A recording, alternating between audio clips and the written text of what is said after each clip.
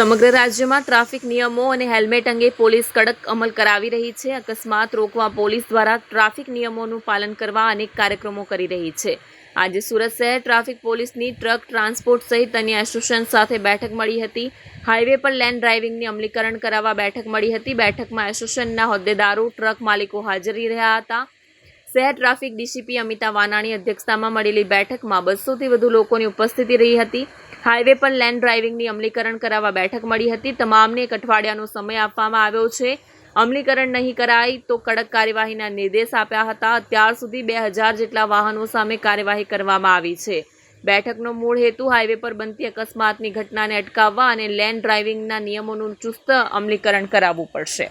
સુરત શહેર ટ્રાફિક શાખા દ્વારા માનનીય સીપી સર અને જેસીપી ક્રાઇમ સરના માર્ગદર્શન હેઠળ આજરોજ સુરત શહેરના તમામ heavy vehicle association, truck association અને ટ્રાન્સપોર્ટ એસોસિએશન એક મિટિંગ રાખવામાં આવેલી, જેનો મુખ્ય હેતુ એ હાઈવે પર લેન ડ્રાઇવિંગનું અમલીકરણ કરાવવા માટેનો છે. આપણે સૌ જાણીએ છીએ કે ક્યાંક ને ક્યાંક લેન ડ્રાઇવિંગ ના કરવાના કારણે, રાઇટ લેન ફ્રી ના રાખવાના કારણે અકસ્માતો હાઈવે પર ખૂબ મોટા પ્રમાણમાં બનતા હોય છે.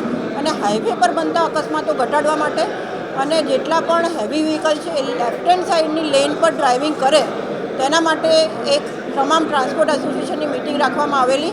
આ મિટિંગનો મુખ્ય હેતુ એ ટ્રાન્સપોર્ટ એસોસિએશન દ્વારા જ્યારે પણ કોઈ પણ ડ્રાઈવર રાખવામાં આવે તો તેમનું લાઇસન્સ અને સાથે સાથે અન્ય વિગતો જે ગાડીની હોય છે એ દરેક ટ્રાન્સપોર્ટ એસોસિએશને આજ પછી 1 અઠવાડિયાનો સમય આપવામાં આવ્યો છે, જેમાં તમારી એ ટ્રાન્સપોર્ટ એસોસિએશનના તમામ વાહનોની વિગતો છે અમને સબમિટ કરશે. અને સાથે સાથે અમારા તરફથી હાઈવે પર લેન ડ્રાઇવિંગનું અમલીકરણ થાય તે માટે સાઇનેજીસ નેશનલ હાઈવેની સાથે રહી લગાડવામાં આવશે.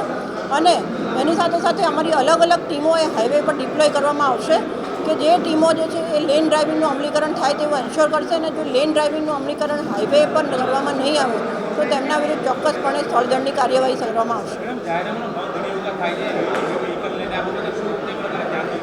જાહેરનામાનો ભંગ થાય ત્યારે એવા અમે અત્યાર સુધીમાં કુલ 2000થી વધારે બારદારી વાહનો વિરુદ્ધ શિક્ષાત્મક કાર્યવાહી કરેલી પણ છે.